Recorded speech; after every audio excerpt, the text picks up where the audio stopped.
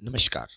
महात्मा Gandhi sentinel Sindhu high school की हिंदी विषय की कक्षा 8वीं की ऑनलाइन क्लास में मैं अजहर पठान पाठ क्रमांक 7 मेरे रजा साहब जिसकी लेखिका है सुजाता बजाज, मैं इस पाठ में आपका हार्दिक स्वागत करता हूँ। ये पाठ एक प्रसिद्ध पेंटिंग बनाने वाले चित्रकार रजा साहब उनके ऊपर आधारित है। रजा साहब यह फ्रांस फ्रांस की राजधानी पेरिस में रहते हैं।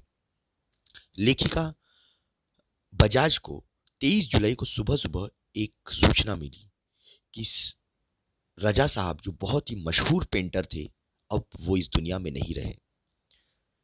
थोड़े दिन पहले ही लेखिका सोच रही थी कि उसने एक गणपति प्रदर्शनी के लिए एक चित्र बनाए थे और वो सोच रही थी कि शायद उसका इनॉग्रेशन करने के लिए, उसका उद्घाटन करने के लिए रजा साहब आ जाए। लेकिन उस रात रजा साहब नहीं आए, वो उनके सपने में आए। उन्होंने उनको शुभकामना दी कि बेटी, तुम्हारी प्रदर्शनी, तुमने जो पेंटिंग बनाई है वो कामयाब हो, लेकिन मेरी तबीयत ठीक नहीं है, तुम मुझसे मिलने के लिए आ जाओ। वो तुरंत वहाँ से पेरिस गई। पेरिस में जब वो वहाँ पहुँची तो उनकी वे अस्पताल में थे, लेटे हुए थे। उनकी जो स्थिति थी वो बोलने लायक नहीं थी, सिर्फ सांसें चल रही थी। वे रजा साहब से मिली और वापस लौट आई। रजा साहब जो थे, उनके बारे में लेखिका बताती कि वो अपने धर्म के साथ, यानी कि वो मुस्लिम धर्म के साथ साथ हिंदू और ईसाई धर्म के भी नहीं मानते थे। उनके घर में गणपति की मूर्ति, क्रॉस, बाइबल, गीता, कुरान, साथ में उनकी माँ का फोटो लगा हुआ था, गांधी जी की आत्मा, और भारत से कुछ चीज़ें वो जो लाए रहते थे। वे सुबह रविवार को चर्च भी जाते थे। अब लेखिका सुजाता बजाज बता रही है कि उनकी रजा साहब जो बहुत ही मशहूर पेंटर थे, उनके साथ उनकी मुलाकात कैसी हुई।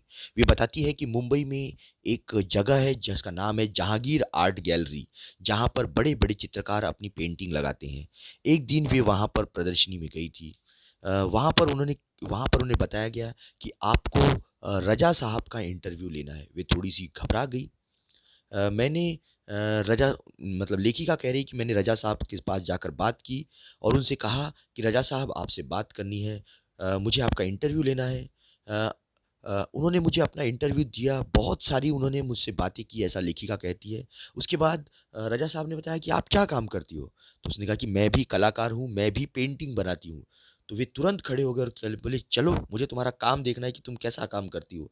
वे सोच में पड़ गई, क्योंकि लेखिका तो पुणे में रहती थी और वो इस समय मुंबई में थे। तो लेखिका ने कहा कि मेरी जो पेंटिंग है वो तो पुणे में है। तो उन्होंने कहा कि कोई बात नहीं, चलो अभी चलते हैं यहाँ से। तो वो जिस होटल में रुके थे, ताज होटल, वहाँ से उन्होंने टैक्सी ली और सीधा पुणे चले गए। वहाँ उन्होंने उनकी पेंटिंग देखी, उनको, रजा साहब को उनकी पेंटिंग बहुत पसंद आई। उन्होंने बोला, आपके लिए यहाँ पर कोई स्कोप नहीं है, आप एक काम करो, सीधा पेरिस आ जाओ, फ्रांस में आ जाओ, मैं वहाँ पर आपको बहुत सारा काम दिलवाता हूँ। रजा साहब जो थे, उनके लिए छोटी-छोटी बातें भी महत्वपूर्ण लगा करती थी। मतलब वो अपनी पेंटिंग जब बनाते थे और पेंटिंग को बेचते थे, तो जब वो पेंटिंग को पैक करते थे तो इतनी अच्छी तरीके से पैक करते थे, तो लोग उनसे पूछते थे कि आप पेंटिंग को इतने अच्छे से पैक क्यों कर रहे हो? तो वो बोलते थे कि जैसे लड़की बहुत ही सज-धज के ससुराल जाती है, वैसे ही ये जो पेंटिंग है ये मेरी बेटी है, जब मैं इसे बेचता हूँ, तो मैं इसे अपने ससुराल भेज रहा हूँ, तो वैसे ही इसको बहुत साज-सवार कर, यानी अच्छी तरीके से पैक कर कर इसको बेचना चाहिए, ऐसी उनकी थी। लेखिका को याद है कि जब 22 अक्टूबर 1988 को वे लंदन से पेरिस के गार्दिनो स्टेशन पर ट्रेन से पहुंची थी, तब रजा साहब खुद स्टेशन पर उनको लेने के लिए आए थे। ट्रेन लेट थी लेकिन उसके बाद भी वे वहीं पर खड़े रहे। उसके बाद वो उनके हॉस्टल के कमरे में छोड़कर ही वापस अपने घर, मतलब लंदन पेरिस में अपने घर में गए।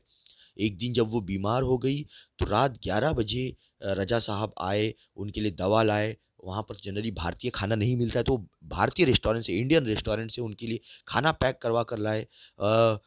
भारत में लेखिका सुजाता बजाज के घरवालों को फ़ोन करके कहा कि आप अपनी बेटी की चिंता न करें, मैं हूँ पेरिस में, इसलिए आप सुजाता की बिल्कुल भी चिंता ना करें। इस तरीके से हमको समझ में आता है कि जो पेंटर रजा साहब थे, वे दूसरों की कितनी चिंता करते थे, उनके लिए दूसरों के प्रति क्या भावनाएँ थी।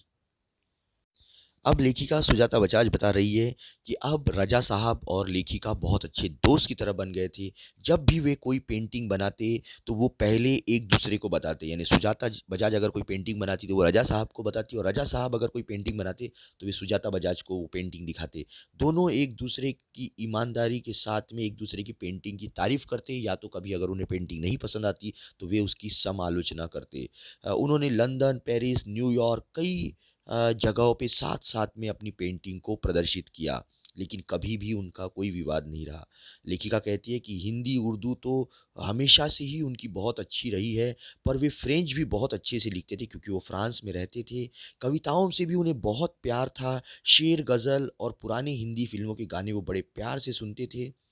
लेखिका कहती है कि मेरी बेटी हेलेना जो है, वह बहुत खूबसूरत हिंदी बोलती थी, तो उनको बहुत गर्व होता था कि एक दूसरे देश में रहकर भी ये लड़की कितनी अच्छी हिंदी बोलती है, और वे हमेशा उससे शुद्ध हिंदी में ही, यानी कि सुजाता बजाज की बेटी के साथ वे शुद्ध हिंदी में ही बात किया करते थे।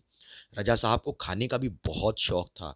वे हमेशा दाल, चावल, रोटी, आलू की सब्ज़ी जैसी हुई उनकी फ़ेवरेट सब्ज़ी हुआ करती थी।